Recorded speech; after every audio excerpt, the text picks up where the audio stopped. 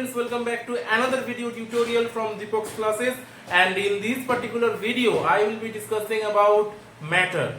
As you all know, the different states of the matter, solid, liquid and the gaseous state of the matter. So in this particular video I will elaborately discuss about the different properties of solid, different properties of the liquid and the gases. How the concept of the atoms, how the concept of the tiniest particle of each and every matter, that is the atom, how it is discovered, how from the concept of the atom has been come. So all of this information we will know. So please watch it till the end, and if you haven't subscribed my channel, please do subscribe, like this video and share with your friends. So first of all, I will study this particular topic from the ancient time. During the ancient history of this world, there was a scientist whose name was Empedocles.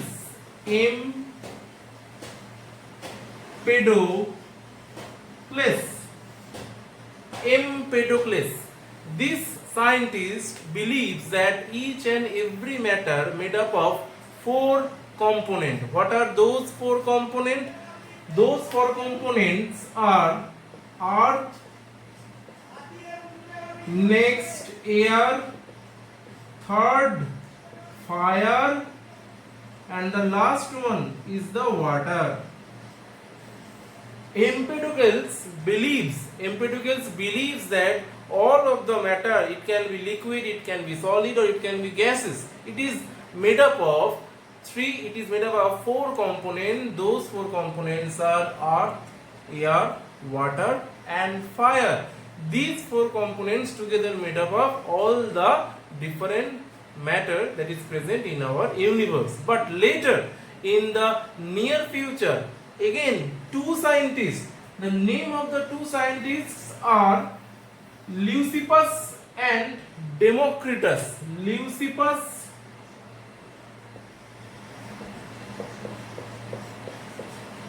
and Democritus.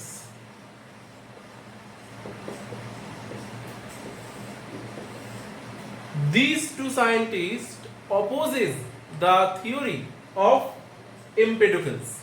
These two scientists states that no, for each and every matter they are composed of tiny small particles. They haven't named that tiny small particles, but they have exclaimed that all of the matters are not made up of earth, air, water and fire.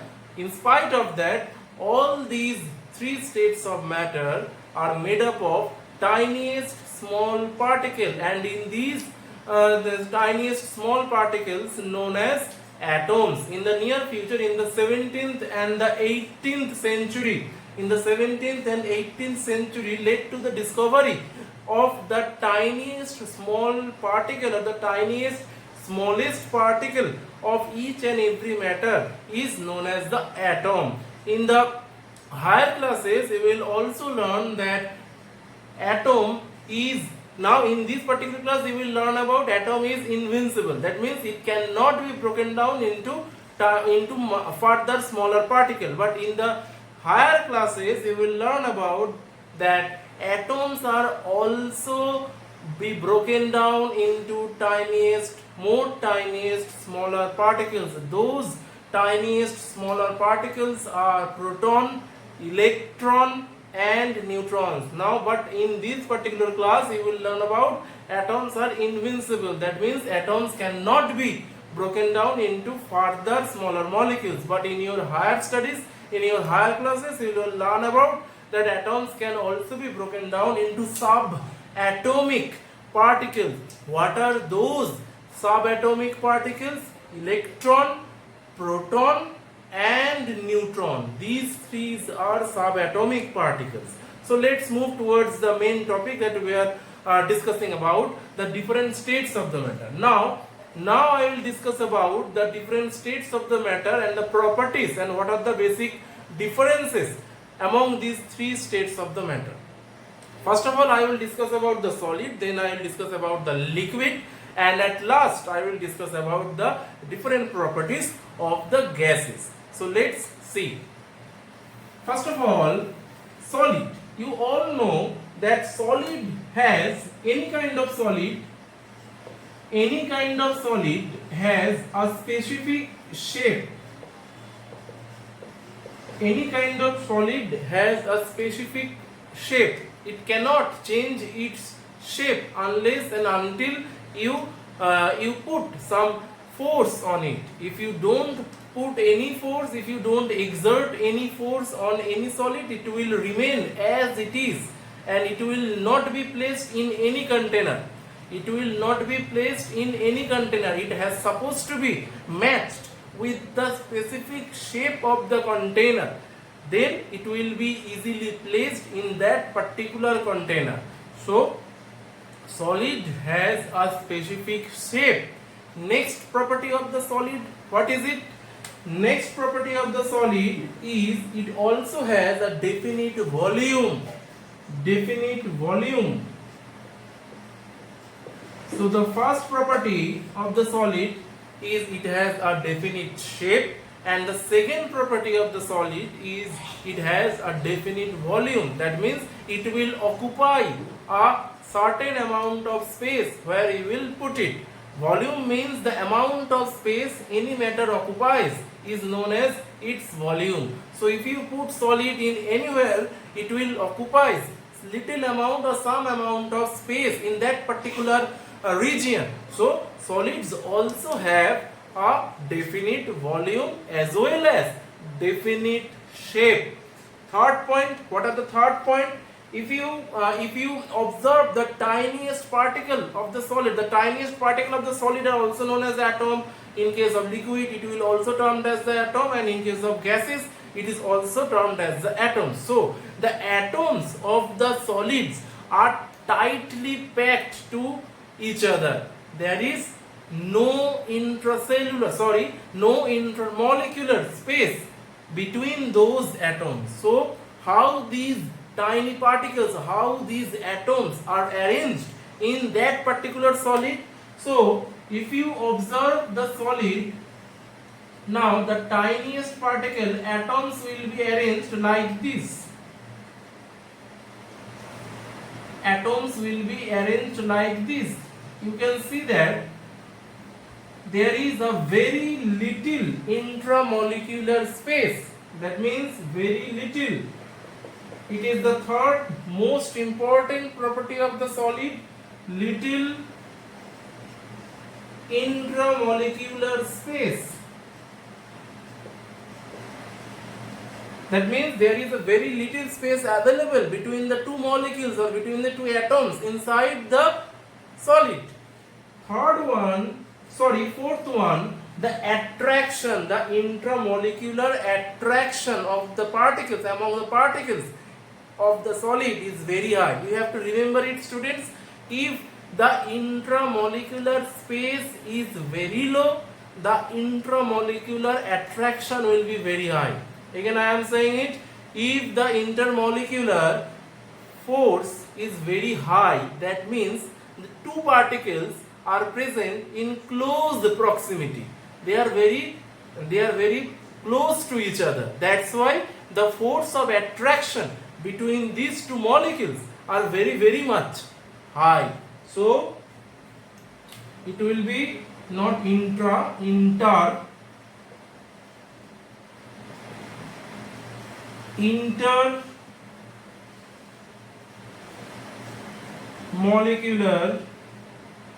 attraction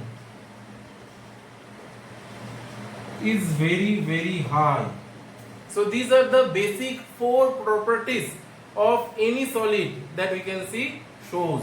First one, it has a definite shape. Second one, it has definite volume. Third one, it has a very high intermolecular force of attraction, and the fourth one, it has a very little intermolecular space. So next, what are the different properties of the gases? What are the basic properties of the gases? Now Now, first of all, I will discuss about the liquid, then I will move towards the gases, so it will be easier for you to catch it up. So, liquid, any kind of liquid don't have any shape. Don't have any shape. If you put the liquid in a glass bottle, it will take the shape of the bottle. If you put the liquid in another bowl, it will take the shape of the bowl. If you put the liquid in any bucket, it will take the shape of the bucket. So liquids don't have the shape of its own. It will take the shape, it will take the shape in which you will put the liquid. It will take that particular shape of the container. So it don't possess its original shape. But like the solid, it also has its own volume. So liquid don't have its shape, but it has a definite volume. So the second property is it has a definite volume. Third property is the intermolecular space and intermolecular force of attraction. Now, in case of liquid, the molecules are a little apart. As you can see, the molecules are little apart from each other. The molecules are little apart from each other. That means there will be a little intermolecular space among the molecules of the liquid, and the intermolecular attraction among themselves will be less compared to the solid. So little intermolecular space greater than solid, and intermolecular attraction is less. As the space will increase, the attraction will reduce. You have to remember it. There is an inversely proportional relation between the intermolecular space and intermolecular attraction. As the intermolecular space is being increased, the intermolecular force will be reduced. So these are the basic four properties of the liquid. Now let's move towards the gases. Now gases are very unique in that it don't possess any shape, as well as it don't possess any volume, any definite volume. So what are the four properties, or what are the basic four features of the gases? Now first one, that is don't have shape and volume. Gases don't possess any kind of gas. You can take carbon dioxide, nitrogen, hydrogen, any kind of gas don't possess any shape, and it will also don't have any volume. You can put the gas in a smaller container, you can put the gas in a larger volume container, it will be present in further larger volume of container. So gases don't possess any kind of shape and any kind of volume. The third one, the intermolecular space will be very greater compared to the solid and the liquid. So in case of gases, the intermolecular space will be like this. The intermolecular space is very much greater compared to the liquid and the gases. So there will be very little intermolecular force of attraction will be present among the different molecules of the gases. So intermolecular force is least but intermolecular space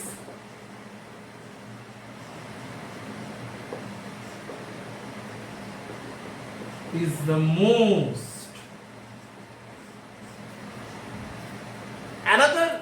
These are the four basic features of the gases. So another important characteristics of the gases as compared to the liquid and the solid are the compressibility. Compressibility is a basic feature that is basically exhibited mainly by the gases, but also liquids also show a little extent of the compressibility. Compressibility means if you compress the gas, it will be present in a smaller region. If you compress the gas, it will be present in a smaller region, but you cannot compress the solid. You cannot compress the solid, but you can compress the liquid a little bit. But the property of compressibility is highest in case of gases. So compressibility is one of the major important property that is basically exhibited by only the gases and to little some extent by the liquid.